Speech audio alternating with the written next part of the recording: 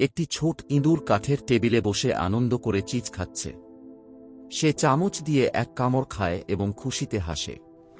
চারপাশে উষ্ণ আলো, পরিবেশটা খুব শান্ত। কিন্তু সে জানে না, বিপদ ধীরে ধীরে কাছে আসছে। অন্ধকার পর্দার আড়ালে একটি বিড়াল চুপচাপ ইঁদুরটিকে দেখছে। তার জ্বলজ্বলে চোখ ইঁদুরের দিকে স্থির। ইঁদুর হঠাৎ থেমে যায়, কিছু একটা অনুভব করে। ঘর জুড়ে টানটান উত্তেজনা। বিড়ালটি ধীরে ধীরে তার থাবা বাড়ায়, নখ বের করা।